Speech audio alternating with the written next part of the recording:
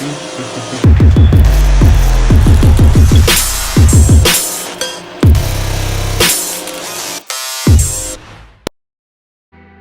back to AISW YouTube channel. This is your calisthenics coach Rajan Sharma.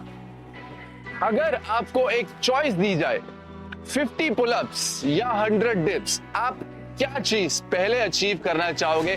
Comment section में जाके अपना answer दीजिए. Coming back to the topic, ये video में मैं आपको बताऊंगा कि आप अपना एंड्योरेंस कैसे इंप्रूव कर सकते हैं. देखिए, डिटेल में जाने से पहले मैं चाहता हूं कि एक हम फैक्ट एस्टैब्लिश कर लें.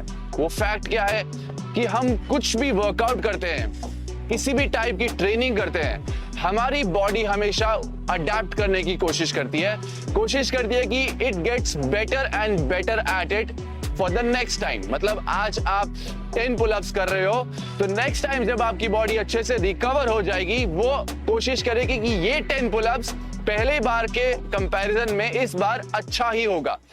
अभी it can be better in terms of technique, in terms of number of repetitions, in terms of rate of perceived exertion.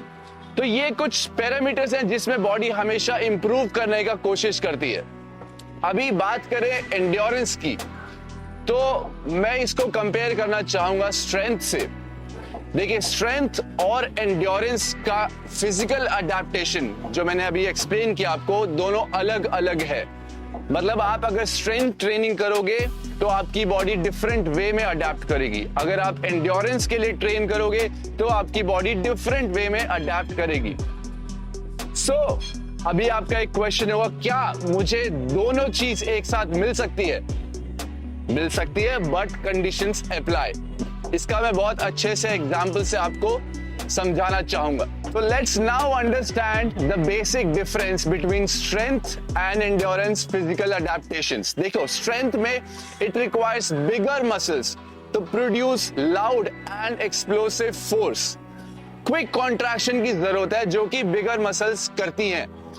But हम अगर एंड्योरेंस की बात कर रहे हैं तो यहां पे रिक्वायरमेंट है कि हम जो मसल्स हैं वो छोटी मसल्स हैं और रिपीटेडली फोर्स जनरेट कर रही है. मतलब स्लो कॉन्ट्रैक्शन है बट लंबा टाइम तक वो कॉन्ट्रैक्शन चलने वाला है.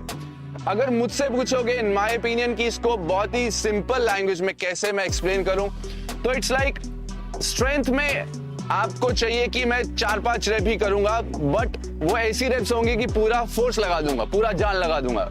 और एंड्योरेंस इज लाइक कि मैं इतनी रेप्स कर दूंगा कि मेरे रेप्स खत्म नहीं होंगे. तो बहुत ही सिंपल लैंग्वेज में मैं आपको समझा रहा हूं. तो अभी स्ट्रेंथ में क्या रिक्वायरमेंट है? स्ट्रेंथ में सेंट्रल नर्वस सिस्टम ये मेक श्योर करता है कि मैं मोटर न्यूरॉन फायरिंग बल्क में कर रहा हूं, बिकॉज यहाँ पे एक्सप्लोसिव फोर्स जनरेट करना है. बट एंड्योरेंस में ऐसा नहीं है. एंड्योरेंस में बॉडी चाहती है कि ये मूवमेंट, ये जो मोटर न्यूरॉन फायरिंग है, एफिशिएंट बने. बॉडी चाहती है कि ये फोर्स प्रोडक्शन जो है और एफिशिएंट से एफिशिएंट होता जाए. मतलब एक बहुत ही बेसिक एग्जांपल से आपको समझाऊं तो एक गाड़ी का एग्जांपल लेते हैं. मतलब आप अगर चाहते हो कि 0 to 100 किलोमीटर वो 3 सेकंड में पहुंचे और उसकी टॉप स्पीड भी ज्यादा हो और माइलेज भी ज्यादा हो, तो ये होगा कि आप स्ट्रेंथ भी चाहते हो, एंड्योरेंस भी चाहते हो. बट ऐसा पॉसिबल नहीं होता. जिसका एक्सेलरेशन ज्यादा होगा उसका माइलेज हमेशा कम होगा, यानी एंड्योरेंस. अगर आप एक चीज पे फोकस कर रहे हो, स्ट्रेंथ पे, उसकी टॉप स्पीड और एक्सेलरेशन पे, तो माइलेज कहीं ना कहीं हैम्पर होगा ही. जैसे कि स्ट्रेंथ में आप फोकस कर रहे हो तो एंड्योरेंस आपका हैम्पर होने ही वाला है. ऐसे ही आप अगर माइलेज पे फोकस कर रहे हो, यानी एंड्योरेंस पे, एफिशिएंसी पे, तो आपका टॉप स्पीड, एक्सेलरेशन कहीं ना कहीं नीचे आएगा.